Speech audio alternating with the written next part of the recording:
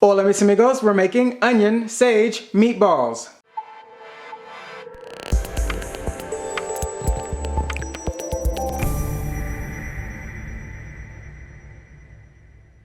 For today's video, we will be reviewing this air fryer by Bagotte. This model comes in white and contains a 4.5 liter non-stick basket, and it also has 6 presets for one-touch cooking. Here we have some presets for frozen fries, thawed fries, nuggets, steak, poultry, and fish, but you can of course also set custom times and temperatures. It also comes with a recipe book, and we're actually going to be using this recipe book today to make their recipe for onion sage meatballs. And as you can see here, it does have very few ingredients, but I am noticing that it does call for 3 tablespoons of breadcrumbs, but I do want to keep it keto today, so I am going to just use almond flour to substitute that out. But that's such a small amount that I don't think it'll make a big deal. So I'm going to go ahead and get this all cleaned up, and let's get our ingredients together, and then we'll be back to get started to make the meatballs. Okay, so the recipe calls for 1.5 pounds of ground beef, but I have 2 pounds here because I had a 2-pound package and I didn't want to separate a half a pound, so I just left it all there. I think it'll turn out to be just fine. And next what we're going to add is 1/2 of a yellow onion that we have diced. Now, I'm not a real big fan of having big chunks of vegetables in my meatballs. So what I did is I just put that half of the onion into my mini blender and I just gave it one quick pulse, and literally that was all it took. And it gave us this consistency, which is exactly what I want. So I'm just going to add that. Oh, and it also calls for 2 cloves of minced garlic, which I added to this as well. So this is the onions as well as the minced garlic. Next, it calls for 1 teaspoon of chopped fresh sage. And I'm sure you could easily use freeze-dried as well, but my garden is overflowing with sage, so I'm using fresh today. Next, we're adding our 3 tablespoons of breadcrumbs, but remember I am making this keto, so I am using almond flour instead. This happens to be blanched almond flour, but I'd imagine that using some with the skins would actually be quite well in this recipe to better mimic sort of a breadcrumb. And for the seasoning, all it calls for is 1/2 teaspoon of pepper. And that caused me to notice that there's absolutely no salt in this recipe. And I'm not so sure about not adding any salt because I know that ground beef can be pretty bland on its own. So I am going to go ahead and add 1/2 teaspoon of salt, as well as the 1/2 teaspoon of black pepper that the recipe does call for. And you guys know that I love the heat, so I'm also adding 1/2 teaspoon of cayenne pepper, but of course that part is totally optional. And that is all that there is to it. So you can use a utensil to mix all of this together, but I'm just going to throw on some food grade gloves and get this all mixed together to form our meatballs. I've got my gloves on, so literally there's nothing to it. We're just gonna go right in here and make sure that everything is evenly distributed and combined. So I am going to get all of this mixed up, and then we're ready to form the meatballs. I wonder how many we're going to get out of this. Looks like it's going to be quite a few, so we might have to do a couple batches, but we will see. Okay, so this is pretty well mixed, so let's go ahead and form the meatballs. It says to make them golf ball sized, so really nothing to it, just using the palms of your hand, roll them into a nice golf ball size like so. So I am going to take care of getting these all done, and then we'll be set to put them into the air fryer. We are back, and I ended up with exactly 21 golf ball sized meatballs. Now, my idea of a golf ball looks a little bit bigger here, so mine are just probably above the size that they should be. And also keep in mind that I did use 2 pounds as opposed to the 1.5 pounds that the recipe asked for the ground beef. So now we are all set to place this into the air fryer. I did go ahead and give the tray a rinse. And one thing that's interesting is that it is on a slant here on the back side, and the same thing goes for the entire machine itself.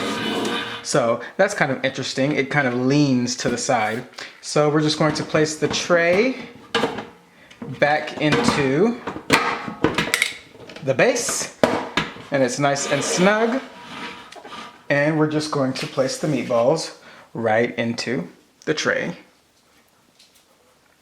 And this will shrink a bit depending on how much fat is in your meat. I think I'm using 80-20 or something. So this is going to be actually quite smaller than they look right now. They're all going to shrink. And there's going to be probably a lot of fat that collects down at the bottom, so we'll probably have to drain it in between batches. But we will see here soon. So again, this made 21 and I can only fit 9. So we're going to have to definitely do 3 different batches of this, but that's totally fine. So now let's go ahead and bring the main unit over so that we can start air frying. We are back and I have plugged the air fryer in, and now I can see we have a blinking power light. And it says in the instructions here to air fry this at 200 degrees Fahrenheit for 10 minutes, then remove the basket and shake it to ensure even cooking, and then cook for an additional 3 minutes. Now that 200 degrees Fahrenheit looks quite alarmingly low to me, but I am just going to cook it at 200 degrees as it says and follow the instructions, and then we'll see how it turns out. Okay, so I'm just going to press the power button to turn it on. And we have a very nice looking display. The camera doesn't do it justice. It looks really nice in person here. So we are not going to be using any presets. So let's click the time, and we're going to be doing 10 minutes. And then let's choose the temperature and drop it down to 200 degrees. 180 is as low as it goes. So we're at 200 degrees Fahrenheit. Now what we're going to do is just press the play button.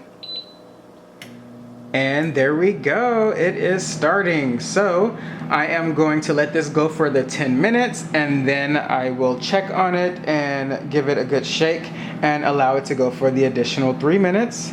And then we will check for doneness and flavor. See you then.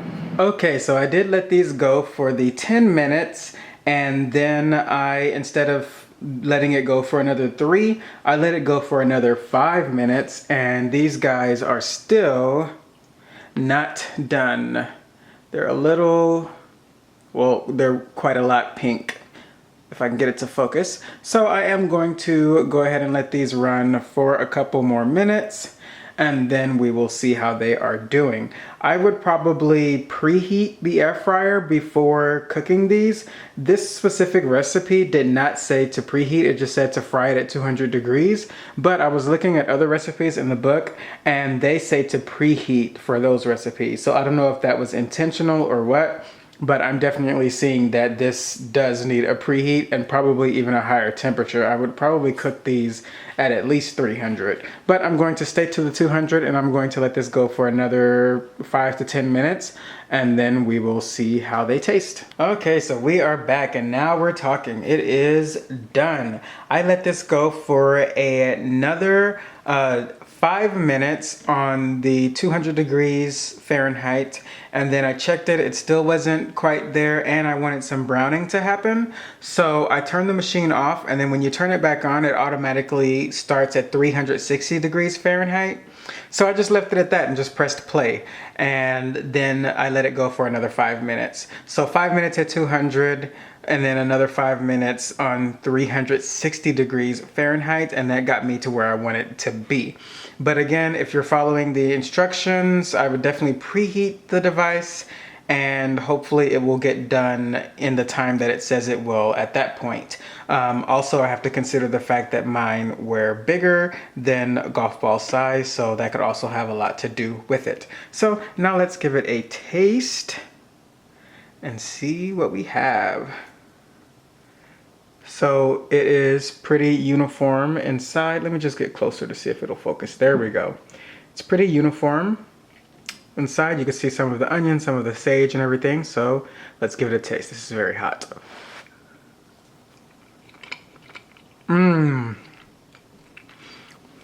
Actually tastes quite good. I love that sage, and the onion is quite sweet, so it gives it a sweetness. But I am definitely glad I added salt to this because it needed it. And I would probably have added a little bit more salt as well, probably 3/4 of a teaspoon. And then I would have added some more cayenne pepper because I don't taste the heat at all. But that's optional. But it is a good meatball and a good machine. Definitely check it out. I'll have the link below. Special thanks to the people at Bagotte for allowing me to try out their air fryer, and I will have a link in the description box below so that you can check it out and purchase one for yourself. Onion, sage, meatballs. Enjoy, and I'll see you at the dinner table.